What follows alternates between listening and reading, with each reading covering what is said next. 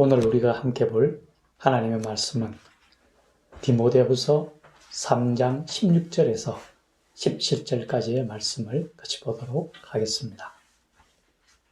모든 성경은 하나님의 감동으로 된 것으로 교훈과 책망과 바르게 함과 의로 교육하기에 유익하니 이는 하나님의 사람으로 온전하게 하며 모든 선한 일을 행할 능력을 갖추게 하려 함이라. 아멘. 오늘은 하나님의 말씀인 이 성경에 대하여 함께 나누고자 합니다. 이 시간 주의 성령께서 우리와 함께 해주셔서 우리에게 친히 가르치시고 깨닫게 해주셔서 우리 모두에게 은혜가 충만한 시간이 되기를 간절히 축원합니다. 오늘 성경은 디모데후서입니다.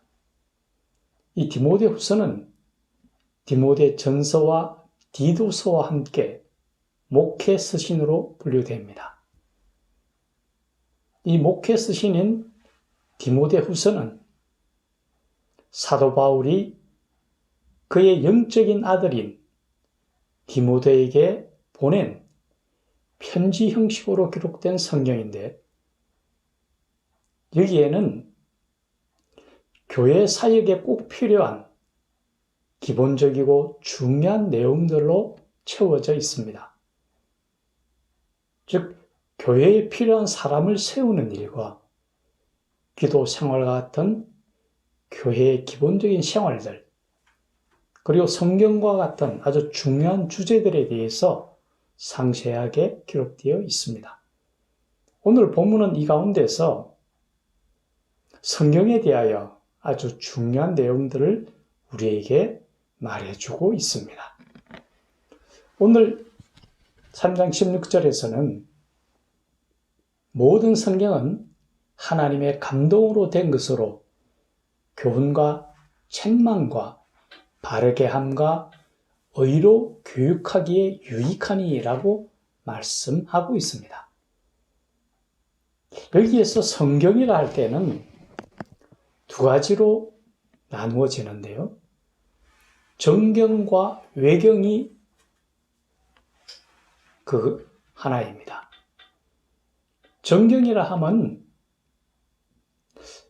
예루살렘 공의회에서 추인을 받은 것으로서 성경에 합당한 여러 가지 조건들을 모두 갖춘 것을 얘기합니다.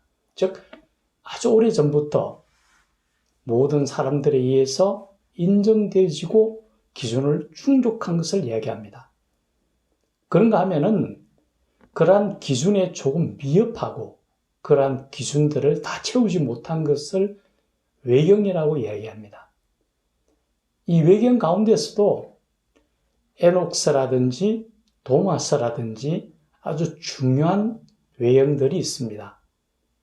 교회사적으로 볼 때 이 외경들은 아주 귀중한 자료들을 많이 포함하고 있습니다. 그렇지만 여기서 말하는 성경이라고 얘기할 때는 이 외경은 포함되지 아니하고 정경만을 얘기를 한다는 것을 알아둘 필요가 있을 것입니다. 근데 이 모든 성경은 하나님의 감동으로 됐다라고 오늘 기록하고 있습니다. 이 감동과 관련하여 우리가 몇 가지 학설들이 있습니다. 예를 들면은 축자 영감설이라는 게 있는데요. 이것은 성경 모든 한 글자 모두가 다 하나님의 성령에 의해서 기록되었다라고 얘기하는 겁니다. 그런가 하면은 일반 영감설은 글자 하나하나까지가 아니라 성경 전체를 통독하여 볼 때에 하나님의 성령께서 개입하셔서 기록하게 하셨다라고 이야기하는 겁니다. 그런가 하면은 부분 영감설도 있는데요. 그것은 성경 가운데에는 하나님의 영감에 의해서 기록된 것도 있지만은 그렇지 아니한 부분도 있다라고 구분하여 얘기하는 겁니다. 그런데 여기서 분명한 것은 우리 그리스도인은 하나님을 믿는 하나님의 백성입니다. 그러기에 이 성경은 분명한 하나님의 말씀이며 이 성경이 기록된 것은 하나님의 영감에 의해서 성령에 의해서 기록되었다라는 것을 우리는 분명히 알아야 할 것입니다. 비록 그 기록은 사람에 의해서 쓰여졌지만은 그 과정을 인도하시고 그 내용을 기록하게 하신 분은 성령 하나님이시다라는 것을 우리는 분명히 알아야 할 것입니다. 오늘 본문에서 성경은 먼저 우리에게 교훈을 준다라고 이야기합니다. 이것은 우리 삶의 모든 영역에 있어서 기본적이고 궁극적인 기준을 제시해주고 그 근거가 되는 것이 바로 성경이라는 것입니다. 어떤 문제에 있어서 어떤 영역에 있어든 그것을 판단하는 기준이 되고 궁극적인 기준을 제시하는 것이 바로 성경이라는 거죠. 배가 바다를 항해할 때에 때로는 캄캄한 밤을 항해하기도 합니다. 그런데 밤에 항해하다 보면은 전혀 한 치 앞을 내다볼 수가 없고 자칫 잘못하면은 바다 밑에 있는 암석으로 인하여 배가 좌초되기도 합니다. 그러한 좌초를 막아주기 위해서 각 곳에는 등대가 불빛을 비춰주기도 합니다. 그것은 그 등대 불을 보고 바른 길로, 온전한 길로 나아가게 하기 위함일 것입니다. 우리 인생의 항해길에 있어서도 때로는 캄캄한 깊은 터널을 지나갈 때도 있습니다. 그때는 한 치 앞도 내다볼 수 없겠죠. 그런데 그러한 상황 속에서도 우리 삶을 궤도를 벗어나지 아니하고 온전하게 제 길을 가게 하고 부서지고 넘어지지 아니하게 하는 것이 바로 성경이라는 말씀입니다. 우리의 삶의 지침이 되는 것은 바로 이 성경을 통해서일 겁니다. 또 때로는 우리가 밀림에 우거진 나무숲을 걸을 때도 있고 높은 산을 등산할 때도 있고 또 때로는 캄캄한 밤에 낯선 곳을 걸어갈 때도 있을 겁니다. 그렇게 가다 보면은 때로는 길을 잃고 헤매게 됩니다. 똑같은 장소를 빙빙 돌기도 하고 도저히 빠져나갈 것 같지 않은 그러한 미궁 속에 갇히기도 합니다, 때로는. 그럴 때 우리는 어떻게 해야 할까요? 옛날부터 사람들은 그럴 때에 밤하늘을 올려다봅니다. 그리고 밤하늘에 반짝거리는 북극성을 찾게 됩니다. 저 멀리 북극성이 보이면은 그 북극성을 기준으로 방향을 알게 됩니다. 그걸 토대로 현재 어디 있는지를 알게 되고 그 자리를 벗어날 수 있게 됩니다. 그것은 왜 사람들이 북극성을 바라보면서 그렇게 할까요? 그것은 북극성은 변함없이 항상 그 자리에 머물기 때문입니다. 하늘의 별자리는 시간이 지나면 다 바뀝니다. 그런데 북극성은 항상 북쪽 하늘에 반짝거리고 있다는 거죠. 언제나 그 자리에 있다는 거죠. 우리 삶에서도 마찬가지입니다. 우리가 어떤 상황, 어떤 여건, 어떤 위치에 있든 우리가 바라봐야 될 것은 바로 성경을 통해서라는 거죠. 성경은 그만큼 시대적 시간의 흐름에 따라서도 변하지 아니하고 상황에 따라서도 변하지 아니하고 언제나 우리에게 삶의 지침을 내려준다라는 거죠. 그렇기 때문에 성경이 얼마나 우리에게 소중한지 모릅니다. 두 번째로 오늘 보면은 책망과 바르게 함과 의로 교육하기에 유익하다라고 이야기합니다.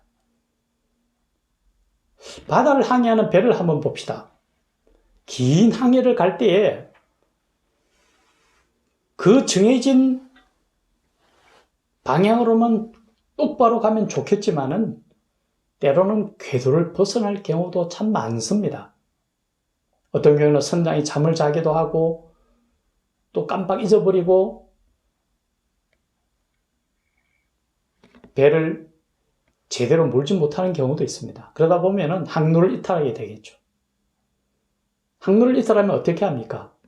급하게 나침판을 보거나 좌표를 보고서 현재 위치가 어딘지를 반드시 다시 확인합니다. 그리고 나서 올바른 방향으로 다시금 배를 돌려서 온전한 길로 항해를 하게 됩니다. 우리 인생길에서도 마찬가지입니다. 때로는 우리 인생이 정해진 항로로만 가면 얼마나 좋겠습니까마는 우리도 때로는 부딪히는 여러 가지 문제들로 인해서 우리가 알지 못하는 상황들로 인해서 때로는 궤도를 벗어날 때가 참 많습니다. 우리가 인생을 한번 돌아보면은 우리 뜻대로 되어지는 것이 아니라 때로는 벗어날 때가 참 많았음을 고백하지 않을 수 없을 겁니다. 그럴 때에 우리로 하여금 바른 길로 갈 수 있도록 찾아주는 나침판과 같은 것이 바로 성경이라는 거죠. 우리가 잘못 길을 들었을 때에 우리로 하여금 깨닫게 하고 우리로 하여금 무릎 꿇게 하고 우리로 하여금 회개하는 것이 바로 성경입니다. 성경은 살아있고 좌우의 날선 검과 같이 우리의 골수와 육체를 쪼갠다라고 얘기합니다. 우리로 하여금 민감한 마음을 먹게 하고 우리로 하여금 죄에 대해서 민감하게 하고 돌아오게 하는 것이 바로 성경이라는 거죠. 교훈과 책망과 바르게 함을 통해서 우리로 하여금 바른 길을 걷게 한다는 거죠. 그만큼 성경은 중요한 우리 삶에서 가장 중요한 역할을 한다는 거죠. 그리고 세 번째로 성경은 우리로 하여금 온전하게 한다는 것입니다. 우리가 살아오면서 여러 가지 문제점들을 만났습니다. 참 많은 문제가 우리 앞에 일어나고 있고 많은 위기와 환난에 쌓이게 됩니다. 그럴 때 우리는 어떻게 합니까? 제가 한번 돌아보면은 여러 가지 문제에 부딪히면 먼저 내가 옛날에 경험했던 여러 가지 경험들 그리고 내가 알고 있는 지식들을 토대로 또 내 주변의 여러 사람들의 의견을 참조하고 때로는 전문가의 어떤 지식을 섭득하기도 하고 온갖 것들을 다 대비해서 그것을 해결하려고 합니다. 즉 한마디로 얘기한다면은 세상적인 방법으로 세상적인 관점으로 그 문제를 해결하고 왔다는 것을 인정하지 않을 수가 없습니다. 그 문제가 다 해결이 되었습니까? 그렇지 않죠. 모든 문제를 해결하는 것은 하나님의 말씀을 통해서라고 성경은 우리에게 얘기합니다. 우리가 기억해야 할 것은 여호와를 경외하는 것이 지혜의 근본이라고 얘기합니다. 먼저 하나님께서 우리에게 주신 지혜를 통해서 성경 하나님의 말씀인 이 성경 안에 모든 문제 해결이 있음을 깨닫고 성경을 읽으면서 그 해답을 찾아 나가야 된다는 것을 말씀하고 있습니다.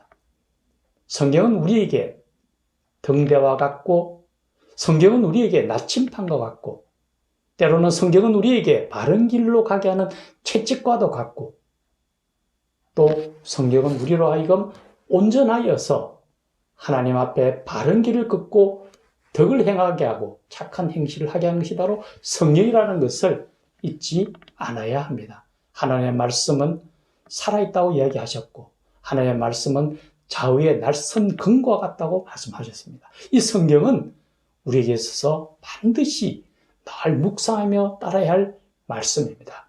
시편 1편에 있는 것처럼 복 있는 사람은 여호와 율법을 즐거워하여 그 율법을 주야로 묵상하는 자라고 얘기했습니다.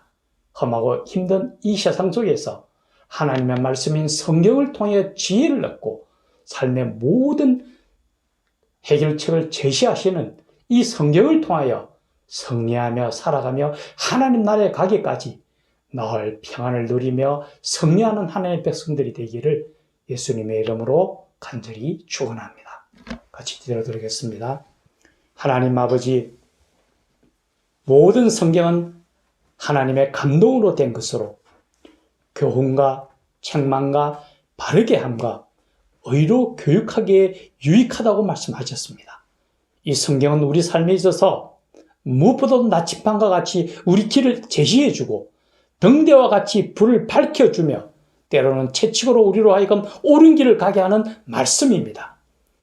생명의 말씀이신 예수 그리스도께서 우리를 찾아와 주신 것처럼 말씀을 통하여 바른 길로 나아가고 주의 뜻을 이루며 삶 속에서 승리하는 우리의 삶이 되도록 도와주시옵소서.